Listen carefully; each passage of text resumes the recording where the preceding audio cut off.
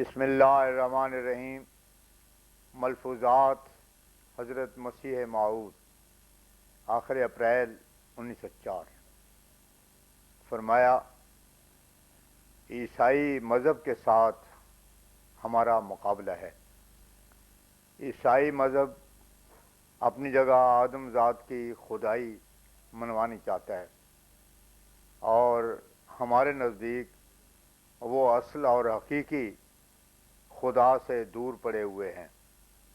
ہم چاہتے ہیں کہ ان عقائد کی جو حقیقی خدا پرستی سے دور پھینک کر مردہ پرستی کی طرف لے جاتے ہیں، کافی تردید ہو اور دنیا آگاہ ہو جاوے کہ وہ مذہب جو انسان کو خدا بناتا ہے خدا کی طرف سے نہیں ہو سکتا، اور بظاہر اسباب عیسائی مذہب کی اشاعت اور ترقی کے جو اسباب ہیں وہ انسان پرست انسان کو کبھی یقین نہیں دلاتے کہ اس مذہب کے استحصال ہو جاوے گا، لیکن ہم اپنے خدا پر یقین رکھتے ہیں کہ اس نے ہم کو اس کی اصلاح کے لیے بھیجا ہے، اور یہ میرے ہاتھ پر مقدر ہے کہ میں دنیا کو اس عقیدے سے رہائی دوں۔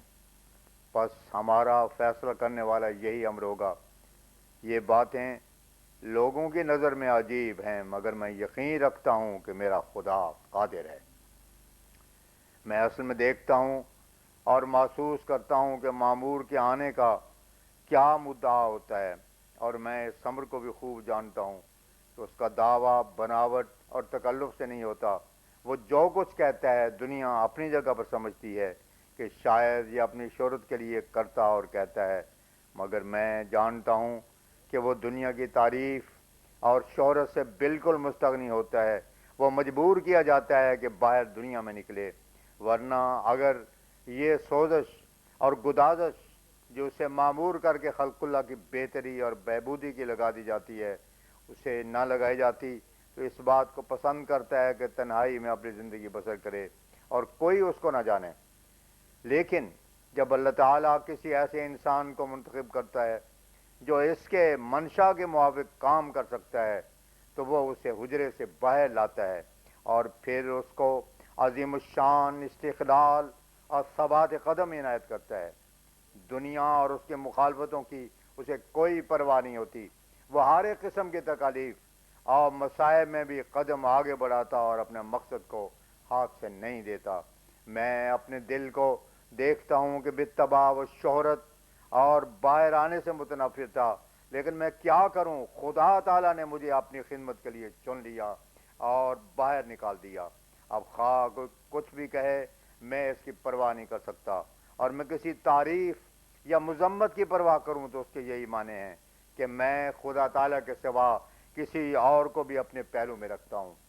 میں دیکھتا ہوں کہ جس کام کے لیے اس نے مقرر کیا ہے اس کے حسب حال جوش اور سوزش بھی میرے سینے میں پیدا کر دی ہے۔ میں بیان نہیں کر سکتا کہ ظلم سری کو دیکھ کر جو ایک عاجز انسان کو خدا بنایا گیا ہے میرے دل میں کس قدر درد اور جوش پیدا ہوتا ہے۔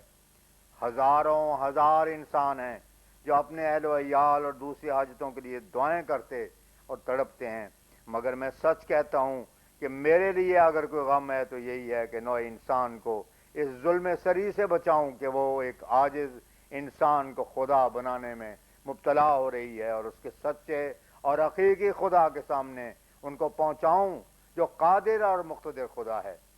میری فطرت میں کسی اور امر کے لیے کوئی اور میدان ہی نہیں رکھا گیا، اور نہ خدا تعالیٰ نے اپنے فضل و کرم سے اور کسی چیز کی حاجت میرے لیے رہنے دی ہے۔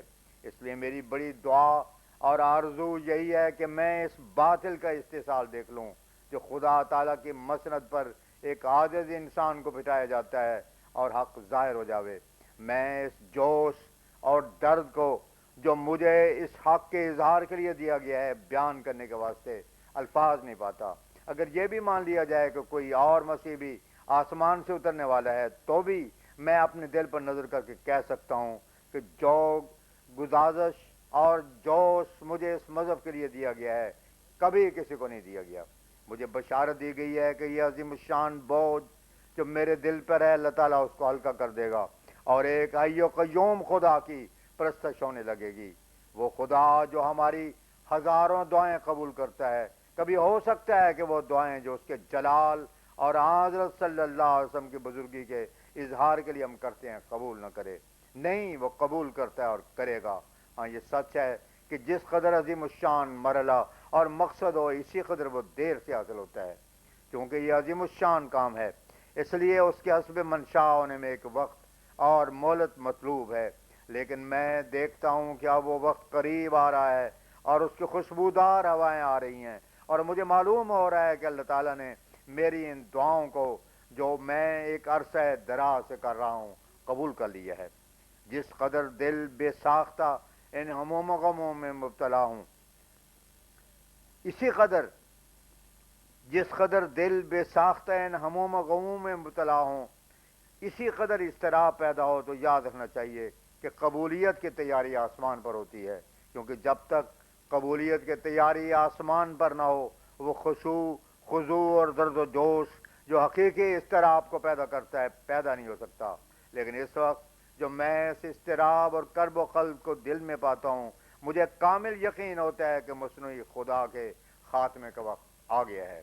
اس وقت ان باتوں پر ایمان لانا بہت مشکل معلوم ہوتا ہے، اور کوئی نہیں سمجھ سکتا کہ یہ کیوں کر پیدا ہو سکتا ہے، مگر ایک وقت آتا ہے کہ لوگ ان باتوں کو دیکھ لیں گے۔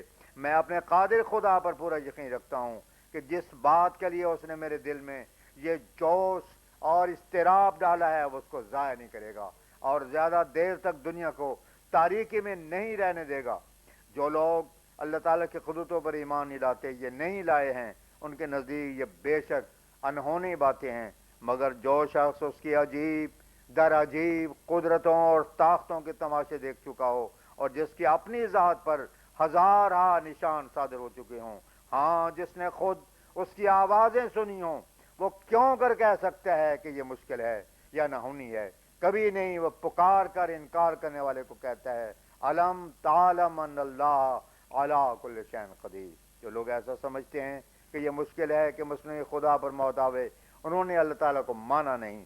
وہ ما قدر اللہ کا قدرے کے پورے مصداق ہیں۔ دنیا میں اگر کوئی ابتلا پیدا ہوتا ہے تو اس کے مسالے اور اسباب کو اللہ تعالیٰ ہی بہتر جانتا ہے۔ اس وقت دنیا بہت تاریکی میں پھنسی ہوئی ہے اور اس کو مردہ پرستی نے ہلاک کر ڈالا ہے، لیکن اب خدا نے ارادہ کر لیا ہے کہ وہ دنیا کو اس ہلاکت سے نجات دے اور اس تاریکی سے اس کو روشنی میں لاوے۔ یہ کام بہتوں کی نظروں میں عجیب ہے، مگر جو یقین رکھتے ہیں کہ خدا قادر ہے وہ اس پر ایمان لاتے ہیں۔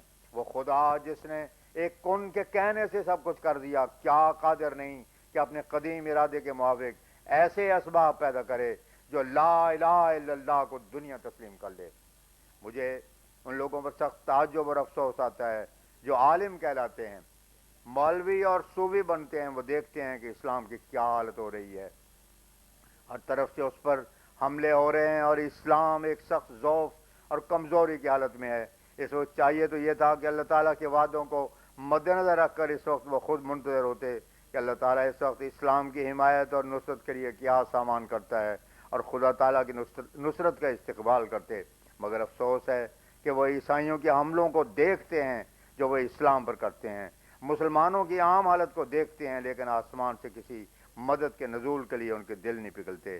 وہ انتظار کے بجائے خدا تعالیٰ کے قائم کردہ سلسلے پر ہنسی کرتے اور ٹھٹے مارتے ہیں اور اس کو تباہ کرنے کے منصوبے سوچتے ہیں، لیکن وہ یاد رکھیں کہ ان منصوبوں سے خدا تعالیٰ کا کوئی مقابلہ کر سکتا ہے؟ خدا تعالیٰ نے خود جس کام کا ارادہ فرمایا ہے وہ تو ہو کر رہے گا۔ ان کی اس منصوبہ بازی اور خطرناک مخالفت کو دیکھ کر مجھے بھی ان پر رحم آتا ہے کہ ان کی حالت ایسی نازک ہو گئی ہے کہ یہ اپنی بیماری اور کمزوری کو بھی محسوس نہیں کر سکتے، ورنہ کیا بات تھی۔ خدا تعالیٰ نے ہر طرح کے سامان ان کے سمجھنے اور سوچنے کے لیے مہیا کر دیے تھے۔ وقت پکار پکار کر مسئلے کی ضرورت بتاتا ہے، اور پھر جس قدر نشان اور آیات صحائف انبیاء اور قرآن شریف اور حدیث کی روح سے اس وقت کے لیے مقرر تھے وہ ظاہر ہو چکے۔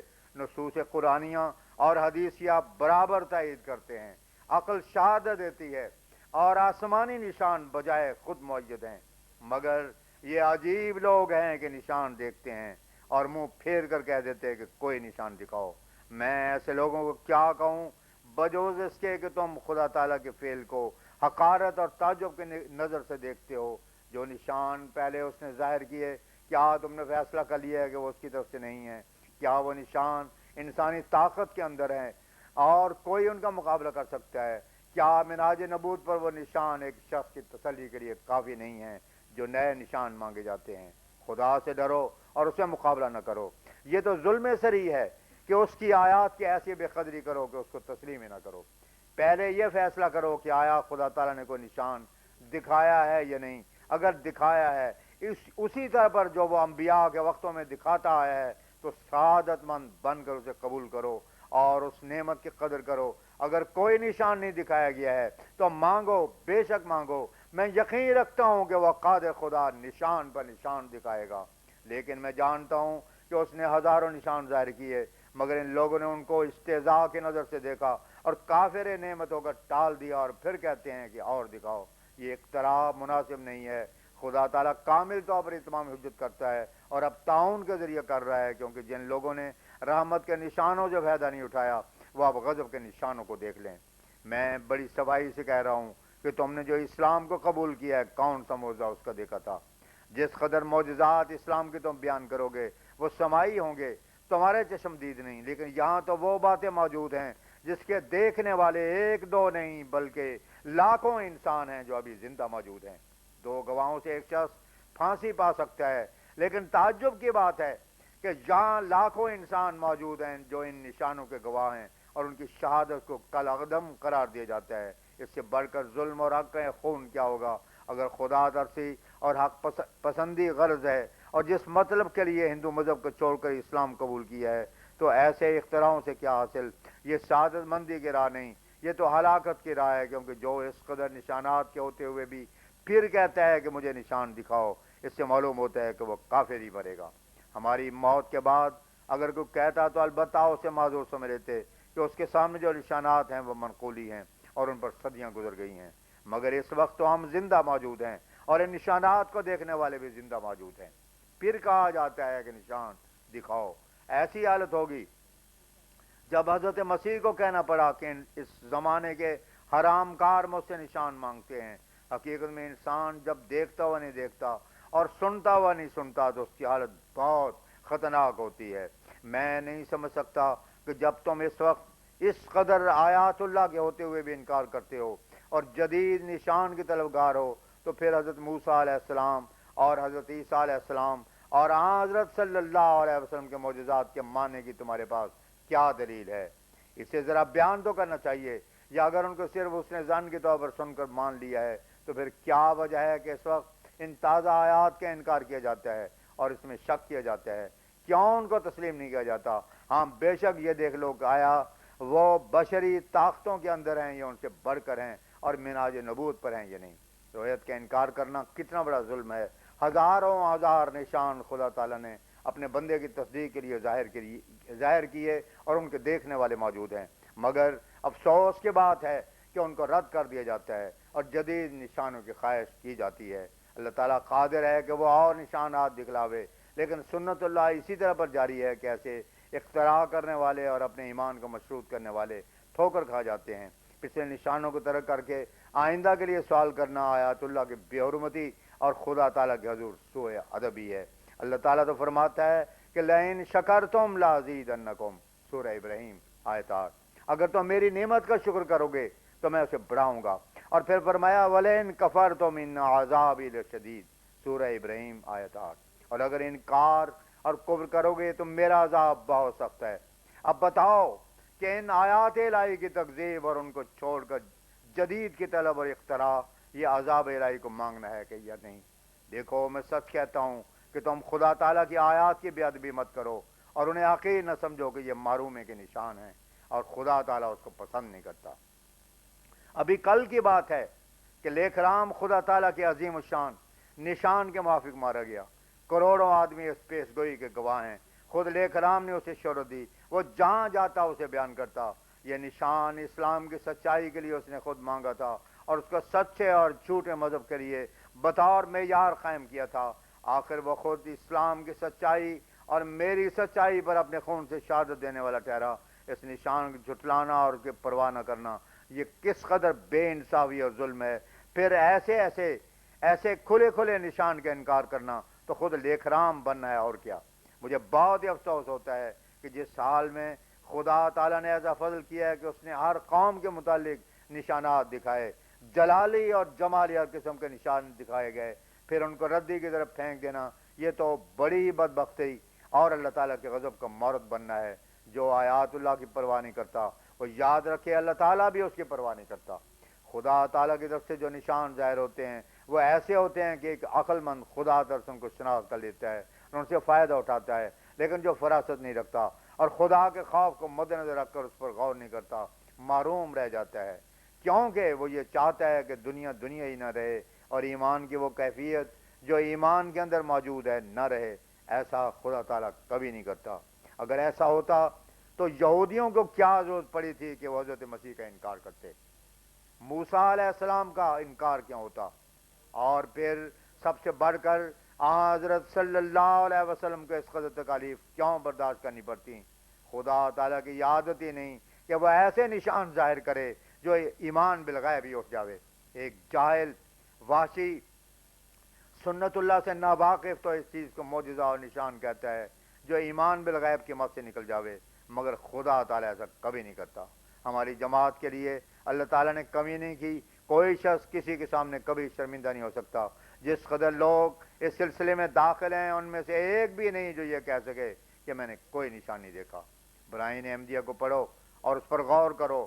اس زمانے کی ساری خبریں، اس زمانے کی ساری خبریں اس میں موجود ہیں، دوستوں کے متعلق بھی ہیں اور دشمنوں کے متعلق بھی. اب کیا یہ انسانی طاقت کے اندر ہے کہ 30 برس پہلے جب ایک سلسلے کا نام و نشان بھی نہیں اور خود اپنی زندگی کا بھی پتہ نہیں ہو سکتا کہ میں اس قدر عرصے تک رہوں گا یا نہیں، ایسی عظیم الشان خبریں دے اور پھر وہ پوری ہو جائیں.